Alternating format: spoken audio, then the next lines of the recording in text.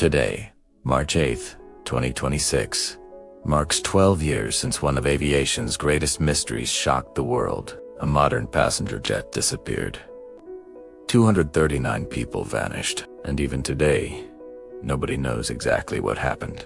This is the story of Malaysia Airlines Flight MH370. Just after midnight on March 8, 2014, passengers were boarding a large Boeing 777 at Kuala Lumpur International Airport. The flight was scheduled to travel to Beijing Capital International Airport. Families said goodbye. Cabin crew welcomed passengers.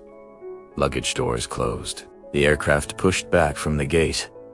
On board were 227 passengers and 12 crew members. In the cockpit sat Captain Zaharia Ahmad Shah, a highly experienced pilot with more than 18,000 flying hours.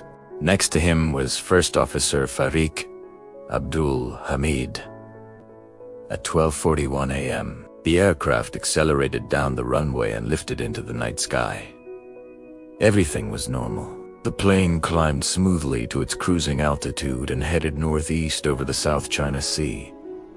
Inside the cabin, many passengers had already begun to sleep. For the first 30 minutes, the flight followed its planned route exactly. At 1:07 a.m., the aircraft sent its last automatic ACARS data transmission. All systems were normal. Then, a few minutes later, something unusual happened. At 1:19 a.m., Malaysian Air Traffic Control told the pilots to contact Vietnamese controllers as the aircraft was about to enter their airspace. From the cockpit came a calm reply, "Good night, Malaysia. 370. Those were the final words ever heard from the plane. Seconds later, the aircraft's transponder stopped transmitting. Two civilian radar, MH370, had simply disappeared.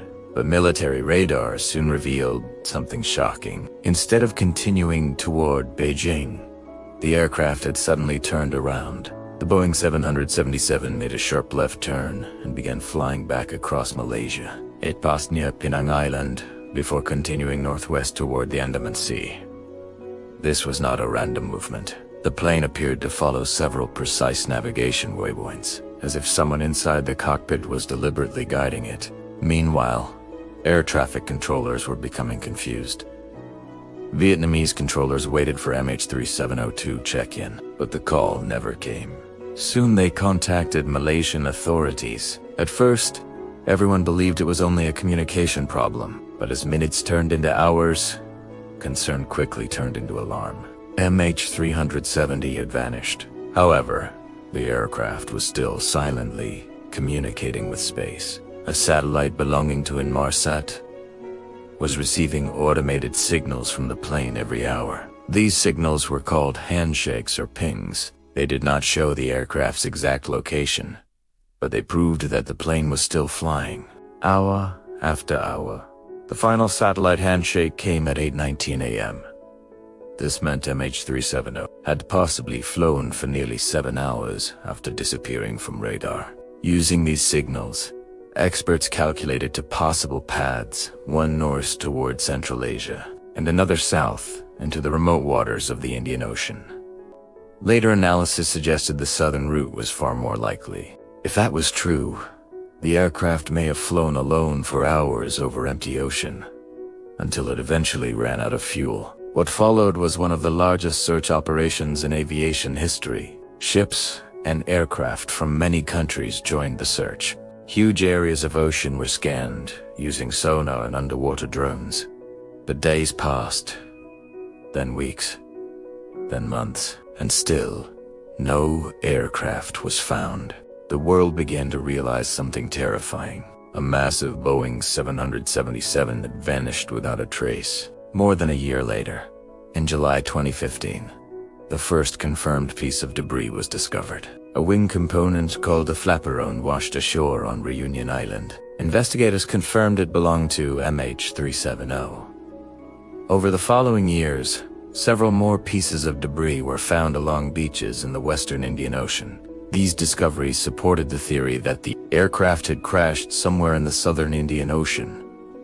But the main wreckage has never been found, and because of that, many theories began to emerge. One theory suggests that the captain deliberately diverted the aircraft. Supporters believe that precise turns and navigation routes indicate that someone with aviation knowledge was controlling the plane. Investigators also found that a similar route had once been briefly simulated on the captain's home flight simulator. However, there was never any clear evidence proving that Captain Zahari intended to do such a thing. His family strongly rejected the accusation. Another theory suggests a sudden emergency inside the aircraft. Some experts believe a fire or rapid decompression may have filled the cabin with smoke. In such a situation, the pilots might have turned back toward Malaysia while trying to control the emergency. If the crew later became unconscious due to lack of oxygen, the aircraft could have continued flying on autopilot for hours until fuel exhaustion. This scenario is called a ghost flight.